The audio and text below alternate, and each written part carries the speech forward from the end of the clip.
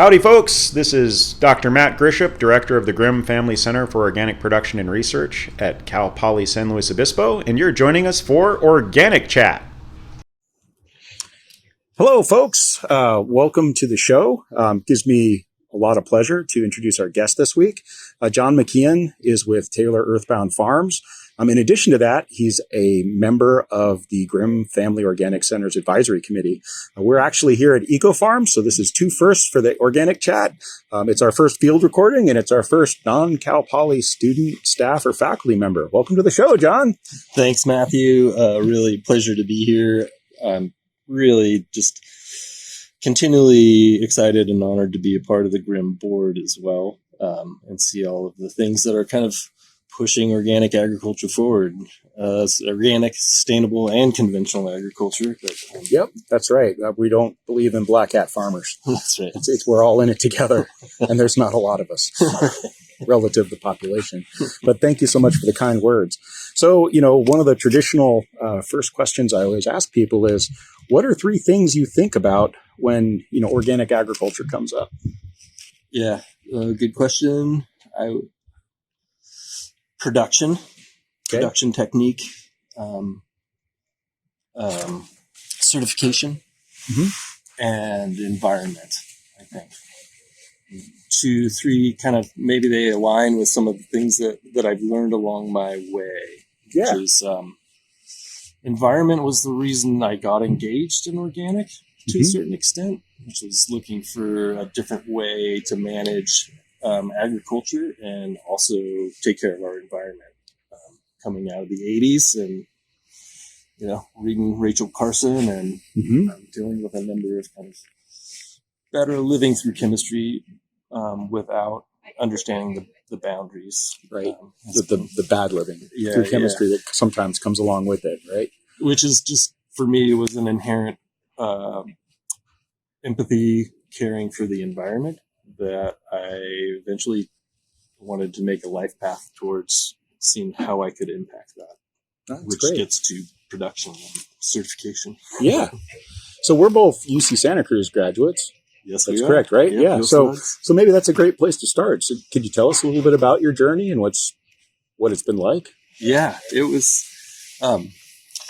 It's been fascinating. I'm a kid from the San Francisco Bay Area, ultimately, with family that's been in farming generationally, mostly in Southern California. Okay. And so my interest really started. I was always going down to my grandfather's to pick seedlings out of the avocado orchard, which is awesome. It sounds like a good job. Right. And a whole bunch of other kind of outside-oriented stewardship, understanding the land-oriented things, which drove me towards finally figuring out what it was that I wanted to do. It took me a while to do it, but I went to Cabrillo College. I got a degree in horticulture, and then I ended up going to UC Santa Cruz and essentially took every agroecology class, I think, some of them more than once, and ended up with an environmental studies agroecology degree from UC Santa Cruz. Interestingly, in that time I graduated in 2000, and the National Organic Program was just getting finalized. And so this world of certification entered my space because I was doing farmers market production and selling stuff and trying to think about innovative products and whatnot. And my TA was an organic farm inspector, and he was moving out of the area, and he said, "You seem to like production. Maybe you would," and that's John Foster. Okay. Just throw his name out there. Yeah. He said, you seem like you might be interested in kind of doing this work and or steering towards organic, because I was trying to make sure we at least did California registration organic production in the inner. So that's with the state organic program, which actually predates the National Organic Program. Yeah. And so that's what happened. He ended up moving north, and myself and Jake Lewin, actually, former CCUF CEO, we went down to Oaxaca, Mexico, and got trained as organic farm inspectors. In Oaxaca?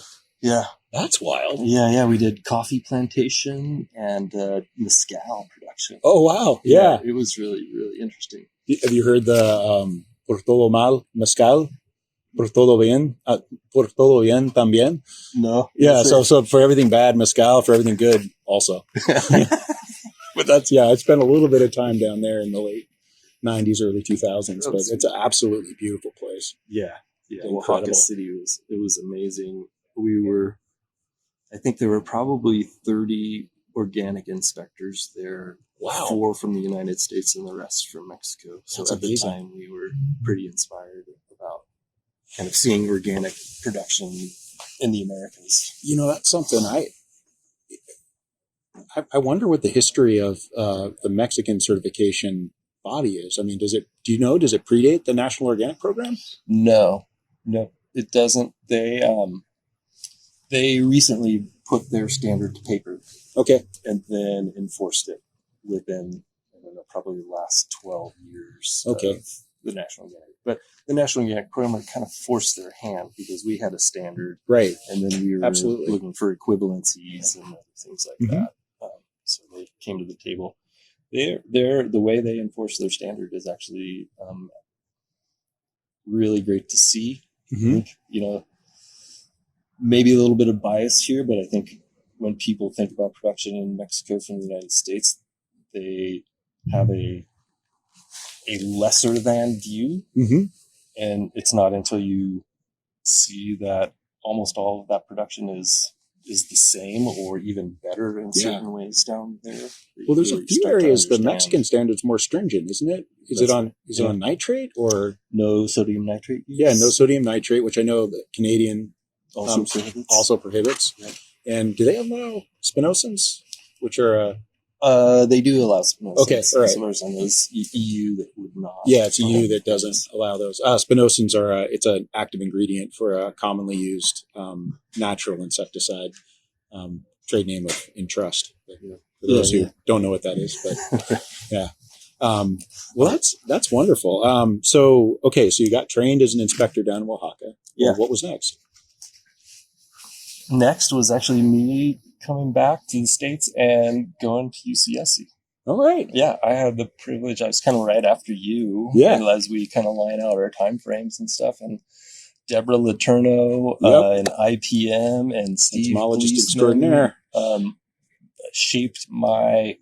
my scientific mind to apply back to kind of horticulture and small production that I had been experienced and exposed to that point. Yeah.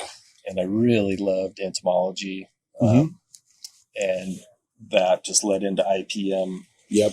And it just tied perfectly for me to organic practices and principles. So I was still kind of ruminating on this fact that I had this certification. I could become an organic farm inspector. I didn't really feel like I was a farmer, though, to have that experience to go and audit somebody or inspect somebody. And so I was gaining that knowledge. And over time, started to feel more confident. Yeah. When I got to UCSC, my senior project, I walked down the hill, knocked on CCUF's door and said, I'm looking for an internship. I'm a trained organic inspector, but I haven't really put it all together yet.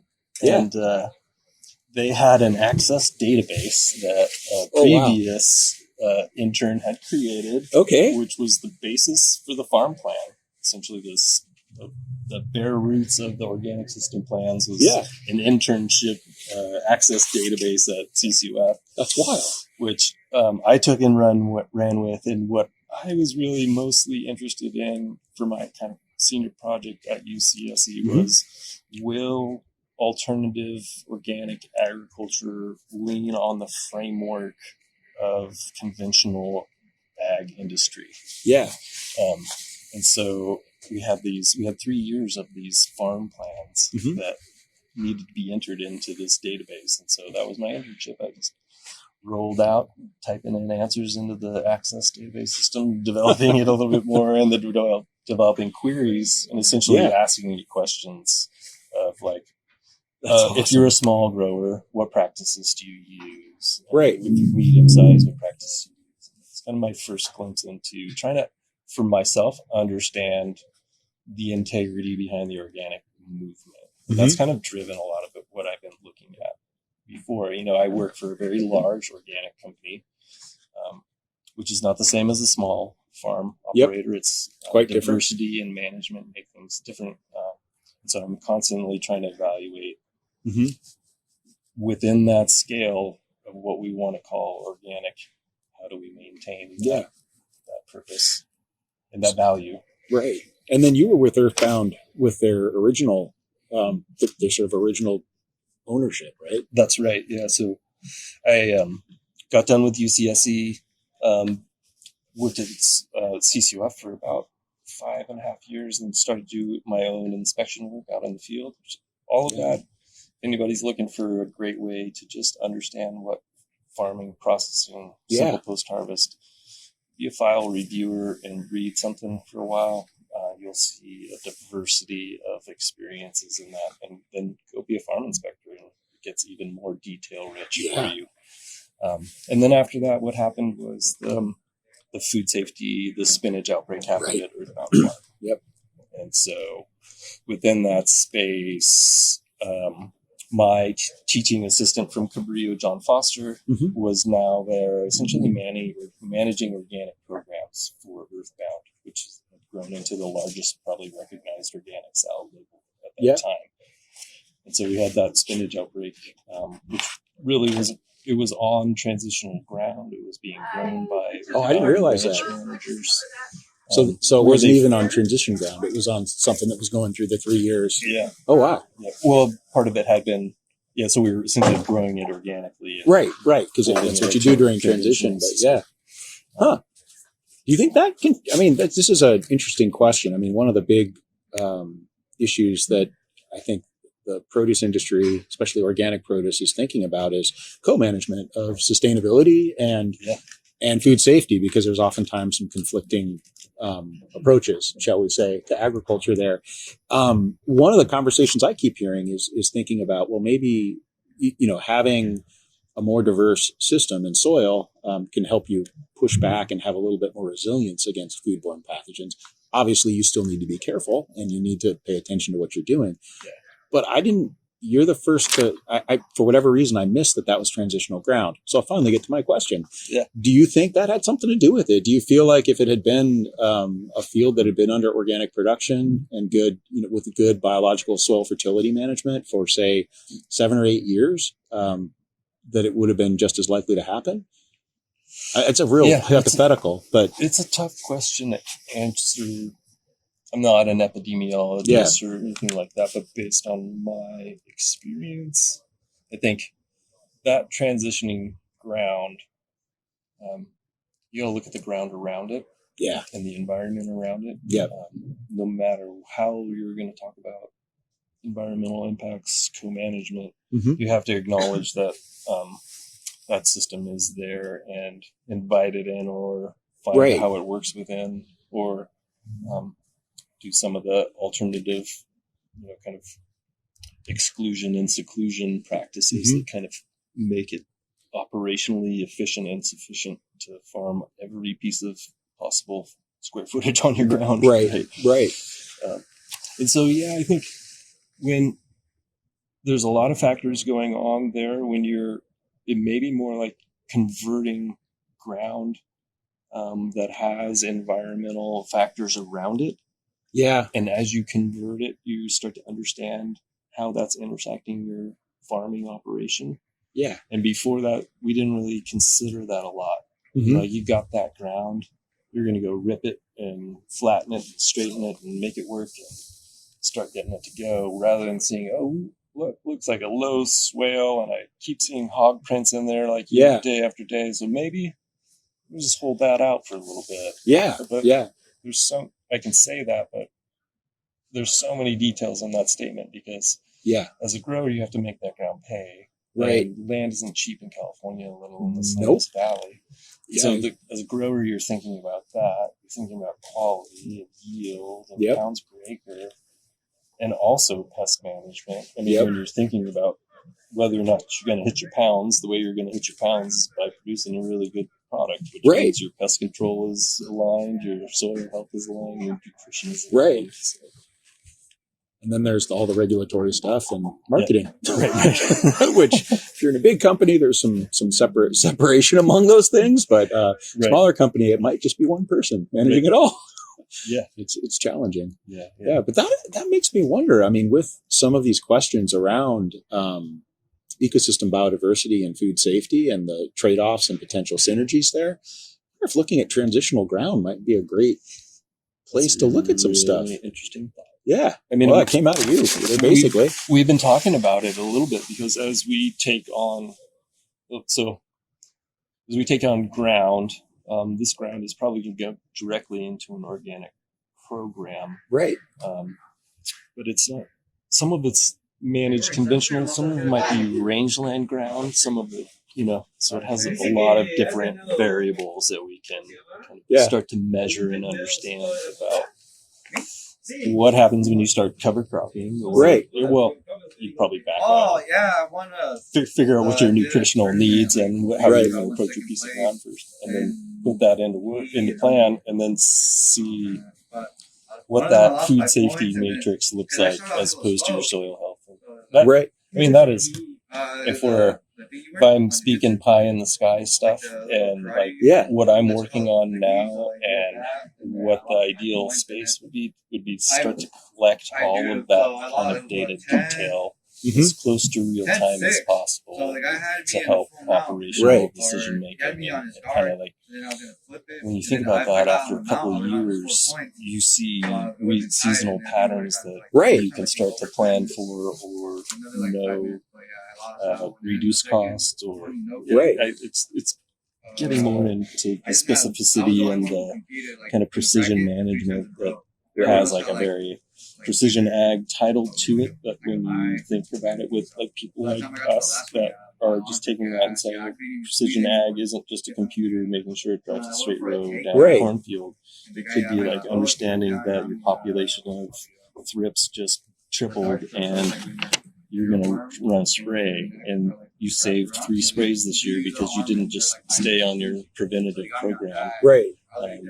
It's all about collecting that information and then getting it fast enough that you can actually act on it, to your point. And that's that sort of, because finding out after the fact, if you have a big event of some kind, can be useful, but it's better if you can see it while it's happening. Yep.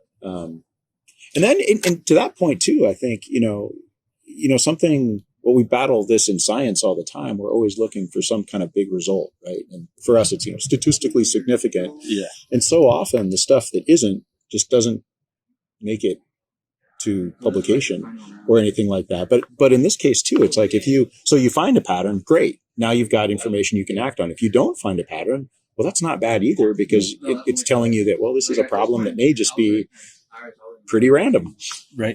Or you need more data. Yeah. Well, like going back to that co-management conversation piece, that is, and going back to kind of my story a little bit, where I'm at Earthbound now and I'm doing field food safety audits. I was an organic farm inspector, and really the reason I got hired on there was to make sure that when the LGMA metrics got accredited as an audit that could be done by the state of California, the USDA. So that's the Leafy Greens marketing agreement, and that's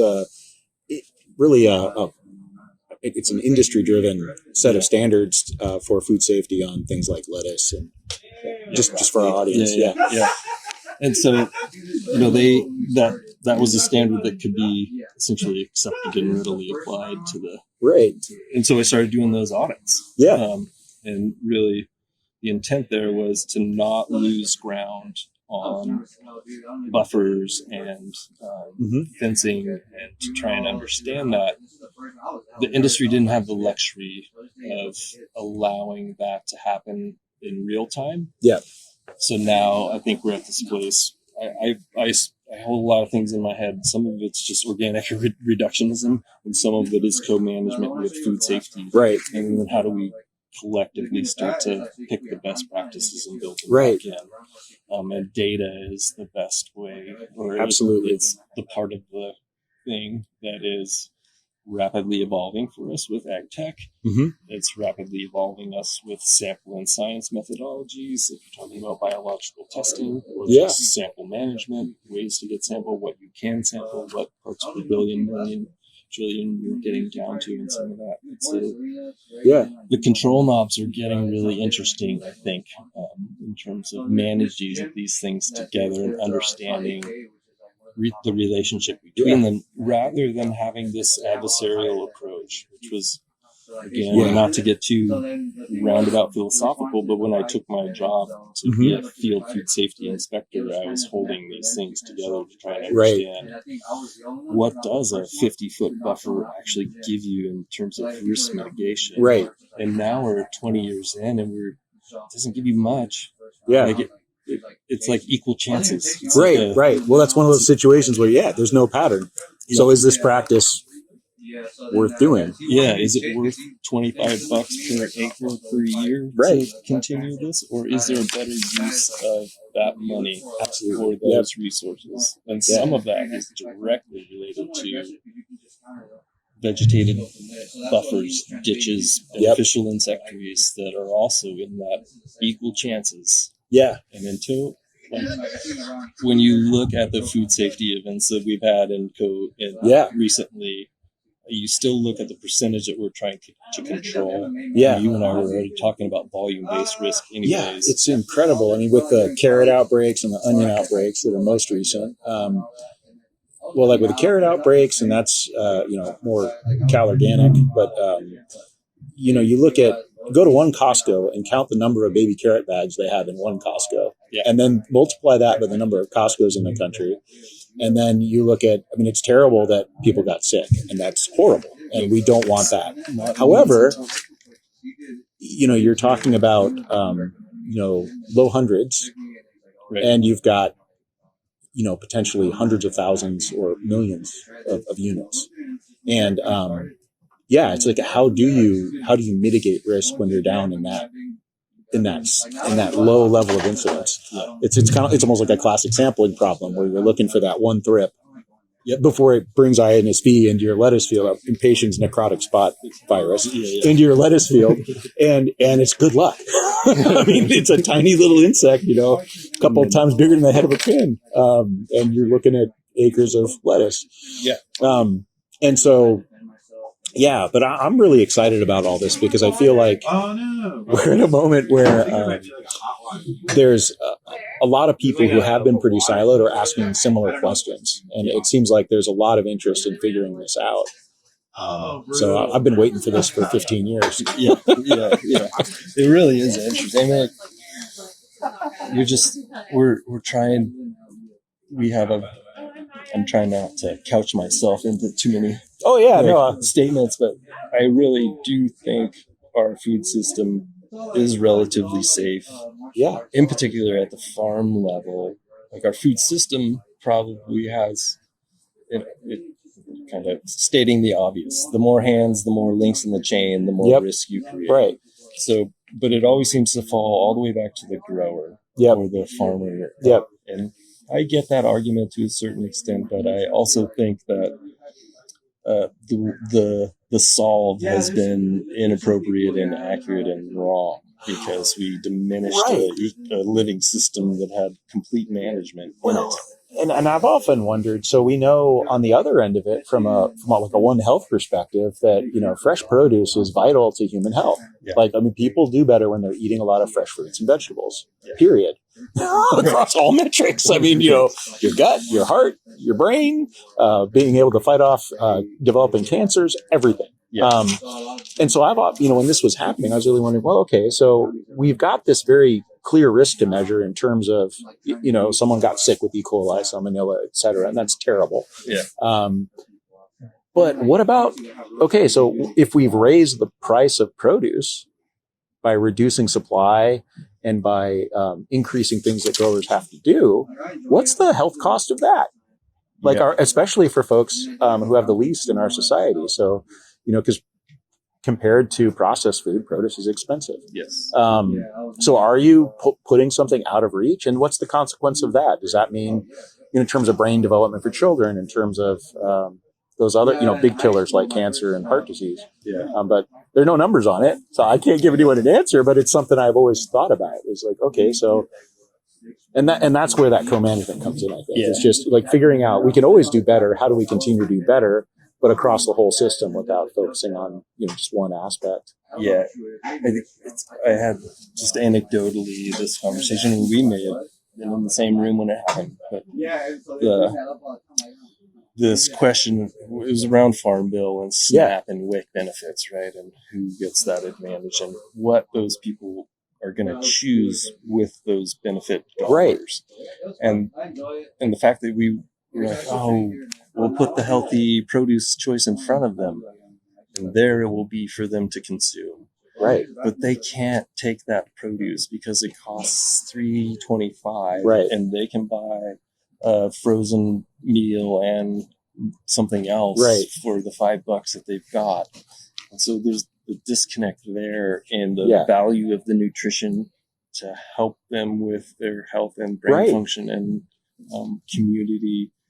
It's just, it seems a muddled mess a little bit in terms of how we prioritize that and or understand how to link those relationships properly to lift everyone up. And there's got to be a desire to want to do it. Yeah. But it's interesting to me because I don't think I've had a conversation with anyone involved in the produce industry where their heart really hasn't been into getting healthy food to people. Yeah. And I'll say that organic, conventional, across the board. I mean, they all have different ideas on how to do it and what that means, but that's the goal. I mean, and that's one thing that I really love about ag is ultimately we have the same goal. It's feeding people healthy food. Yeah. And we can always come back to that, I think. I believe so as well. I mean, I think it's interesting. I think you and I have been doing this long enough to see some of those cycles. And I know when I was a kid in the 80s, healthy food started to come around. LR, or that's how I first started to get intrigued with organic and understanding that the food system, mostly agriculture, is iconically American. In this, it makes my heart swell when I think about farming and America and things like that. I probably sound like a patriotic cheeseball, but it really is. It gives me connection to the ground, the ground that I've been allowed to live on, that my family immigrated to. And my dad said this something to me. So the sun is the only thing around that can give you something for nothing. That and water, somewhere along those lines. It's in California. I don't know about water anymore, but the sun certainly. Right. We're all solar powered. And I took that when I was pretty young, and I was like, dang, I got this free energy source here. All I got is plant some seeds and I can sustain myself. And it starts even sometimes that basically what our relation, what a humanity's relationship with agriculture has become. It's fascinating.